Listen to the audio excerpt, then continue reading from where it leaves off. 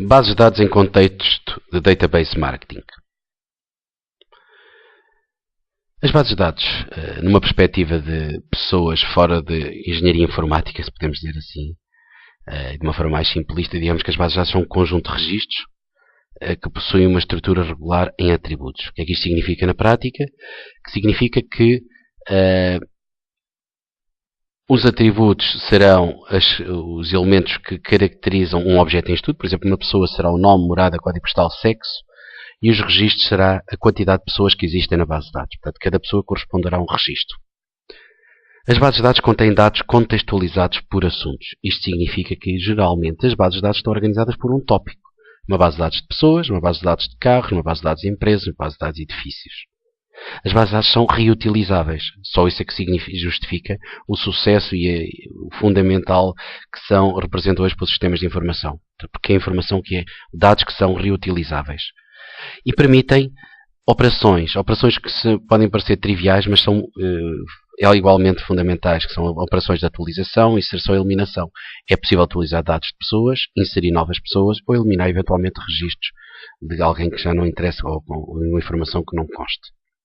A estrutura interna das bases de dados funciona em género de tabelas. Vamos imaginar uma folha de cálculo em que em coluna temos os atributos, o nome, a morada, o sexo, e em registro, cada linha significa um registro, significa um número de pessoas. Qualquer um de nós provavelmente se recordará de tabelas e informações que têm esta forma organizada de mostrar a informação. E esta é, no fundo, a relação que existe entre as bases de dados. Eventualmente, uma base de dados pode ter múltiplas tabelas, porque podem estar ligadas entre si. Já agora, e a títulos apenas de referência, o que liga as tabelas entre si são chaves, os códigos. Não é à toa que nós temos o código de aluno, o código de cliente, o código de matrícula, etc. Porque são esses códigos que depois vão permitir fazer uma pesquisa nas tabelas e aceder ao resto da informação inerente à pessoa. Portanto, haverá, neste caso, os códigos primários e os códigos estrangeiros que permitem relacionar entre si as tabelas.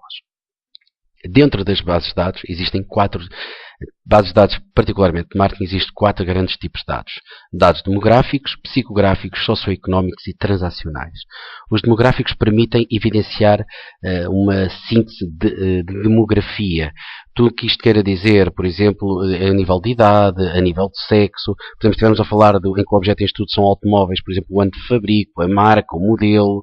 Bom, permite de alguma forma caracterizar por números a população de uma base de dados.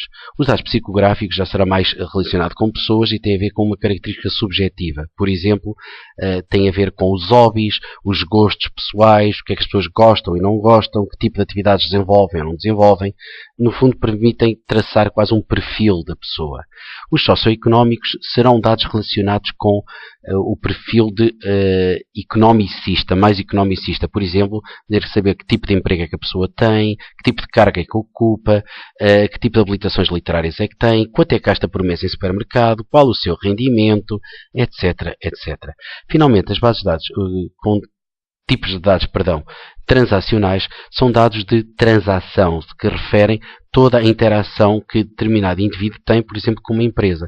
Estas transações podem ser transacionais, transações financeiras ou meramente transações, por exemplo, a nível da web de registro. Ou seja, são dados que evidenciam alguma interação entre o elemento em estudo e o que se pretende estudar. Um elemento que importa deixar bem claro aqui é a diferença entre dados e informação. Não por questões filosóficas, que estaria para uma tese de doutoramento, mas antes por uma questão de percebermos o alcance da database marketing. Sem dados não é possível haver informação. Isto é, os dados são a matéria-prima para obtermos informação. Eu posso ter um conjunto de dados à minha frente, um número 5, 7, 9, 10 e 11. Isto não me diz nada, mas se eu disser, olha, a chave do teu Euromilhões, isto já valerá muito. Portanto, terá a ver sempre com contextualização. Praticamente, digamos que é quase impossível dizer que há informação sem dados. No limite, podemos dizer que dados por si só às vezes estão em informação. Mas estar ali o 17, eu sem saber que 17 refere à temperatura ou ao número de pessoas que estão numa sala, portanto, é algo que é ambíguo. Portanto, os dados, para serem relevantes, carecem de uma interpretação subjetiva.